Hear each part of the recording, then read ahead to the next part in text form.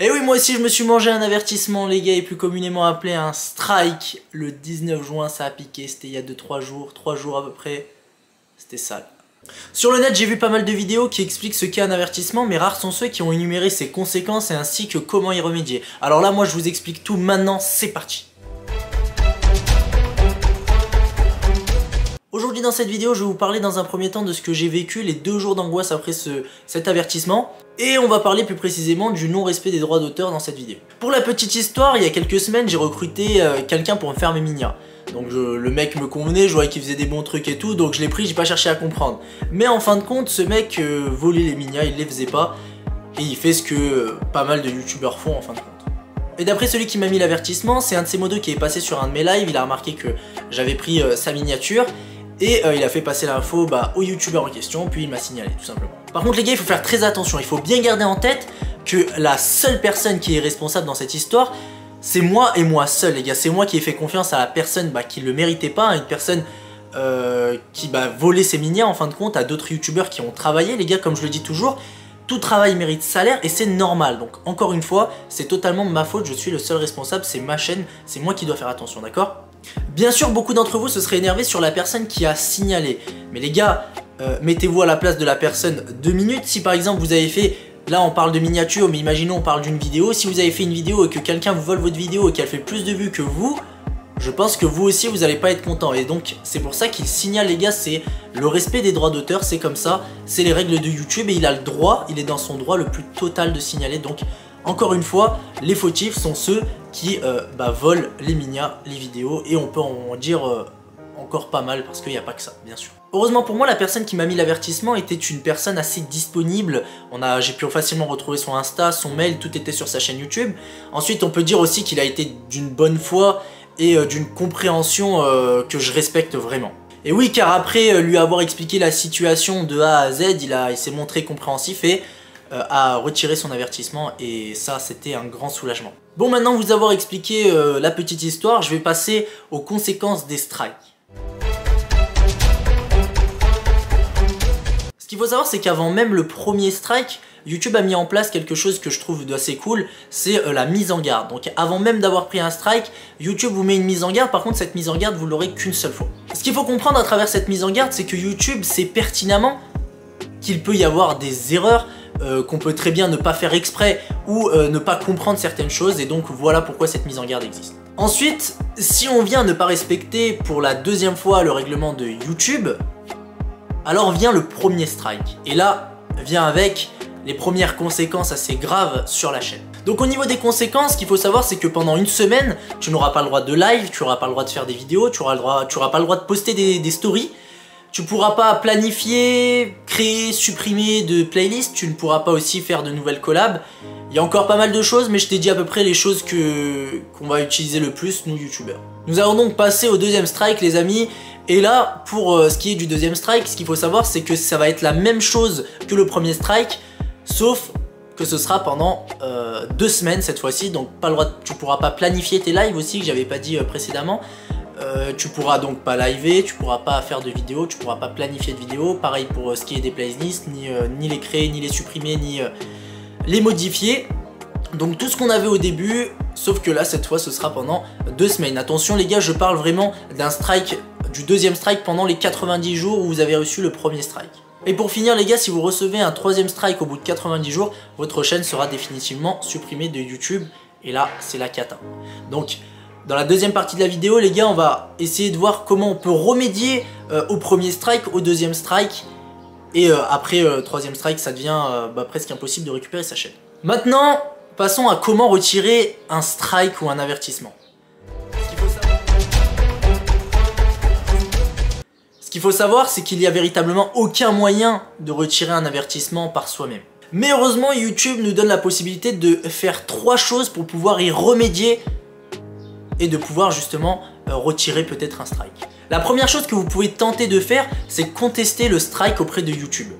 Ce qu'il faut savoir, c'est que parfois il peut y avoir des erreurs. Des fois peut-être qu'on vous a signalé par erreur parce que il pensait que c'était quelque chose que vous aviez piqué mais pas du tout. Je sais pas, mais à ce moment là ce sera à vous de vérifier et essayer de régler le problème le plus rapidement possible. La deuxième chose que YouTube nous a permis de faire, c'est de pouvoir entrer en contact avec la personne qui vous a mis l'avertissement, et c'est peut-être la meilleure des choses à faire, car si vous tombez sur une personne de bonne foi ou peut-être assez sympathique, c'est possible mais ça peut très bien être complètement l'inverse, vous pouvez peut-être tenter de négocier cet avertissement, peut-être qu'il va vous le retirer. Il faut essayer d'expliquer les choses assez gentiment, sans réagir directement au quart de tour après avoir reçu l'avertissement, parce que ça peut vous porter préjudice en fin de compte. Donc moi, c'est ce que j'ai fait par exemple, hein, je vous prends mon exemple. Moi quand j'ai reçu l'avertissement, mes modos, ma communauté était un peu énervée et tout, je leur ai dit non mais calmez-vous, c'est pas comme ça qu'on agit et tout. Je vais essayer d'entrer en contact avec lui pour lui expliquer comment ça s'est passé, que moi aussi en fin de compte, même si je suis responsable encore une fois, je suis aussi une victime de cette histoire. Donc voilà, après lui avoir expliqué de A à Z ce qui s'est passé, le mec s'est montré super cool et tout, et m'a donc retiré ce strike devant moi en envoyant un mail à Epic Games. Voilà, donc ça c'est la deuxième chose à faire et je vous la conseille fortement. Et les amis, on arrive à la troisième chose que YouTube a permis de faire et qui est franchement la plus simple on va dire, et qui est aussi un peu dangereuse, c'est d'attendre au bout de 90 jours que votre strike s'enlève tout seul. Bien sûr, il faut participer au programme des droits d'auteur, qui va en fait vous expliquer ce qui n'est pas bien en fin de compte dans le fait de piquer par exemple des miniatures, des vidéos ou du contenu de quelqu'un d'autre sur YouTube.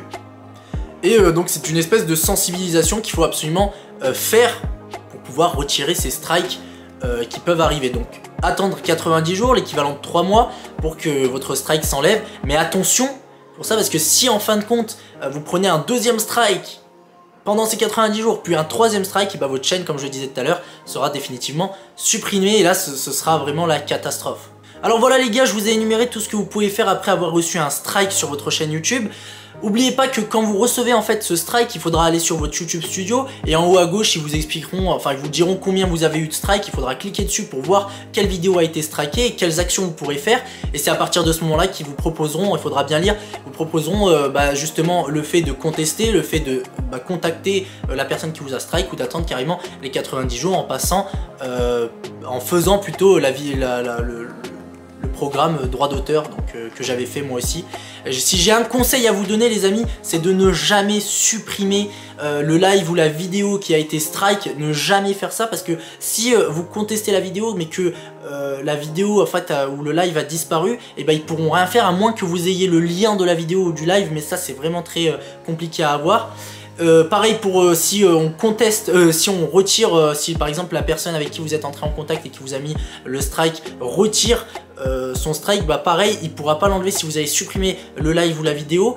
Et pareil, le programme des 90 jours avec, le programme des droits d'auteur avec les 90 jours d'attente ne pourra pas aussi être retiré grâce à ce programme. Justement, ce strike ne pourra pas être retiré parce que justement la vidéo aura disparu. Voilà les gars, j'espère que vous suivrez ce conseil de ne surtout pas supprimer son live ou sa vidéo qui a été strike, sinon vous ne pourrez pas bénéficier du programme des droits d'auteur, ou au bout de 90 jours votre avertissement s'enlève, ou alors de la contestation ou du mec qui vous a strike, peut-être qu'il va, on sait jamais, peut-être qu'il va se rétracter parce qu'il aura compris une situation, parce que personnellement comme je vous l'ai dit c'est ce qui m'est arrivé, et franchement je remercie encore une fois le frérot Sky Legend, hein, t'es le sang frérot. Et donc voilà, donc suivez bien ce conseil.